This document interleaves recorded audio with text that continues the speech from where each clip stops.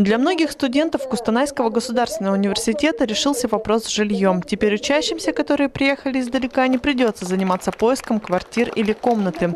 ВУЗ отремонтировал одно из своих зданий, которое приспособили под общежитие.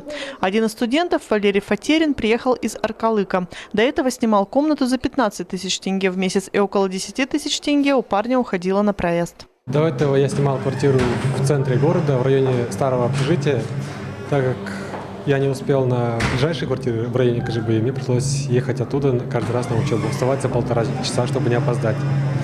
Теперь же, когда построен дом студентов номер 2, мы не тратим ни времени, ни денег на то, чтобы добраться до учебы.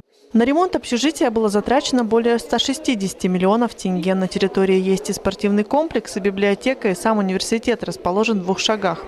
Работы продолжались с апреля этого года. Как говорит ректор учебного заведения, жильцы отбирались согласно спискам. Места в общежитии преимущественно получили те, кто живет дальше 150 километров от города. В целом здание рассчитано на 320 мест. Сразу будут заселены студенты 4 факультетов. В первую очередь сейчас будут заселяться первый курс, но их не так много, поэтому и 2, 3, 4. Самое интересное, что мы хотим изменить уже в принципе, когда у нас возможности улучшились, мы закреплять будем комнаты за студентом на весь период его обучения.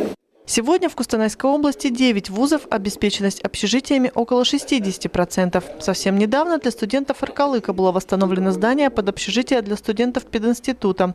Тем более, что молодежь Жангельдинского и Амангельдинского районов обучается в основном в Аркалыке. Мы со своей стороны очень активно занимаемся реконструкцией общежитий для колледжей и лицеев. Буквально только в этом году мы запускаем вновь 2 общежития. Это в поселке Серый Кот и в городе Рудном. Поэтому на сегодняшний день уже более 3000 мест у нас колледжи и лицеи имеют для проживания иногородних студентов.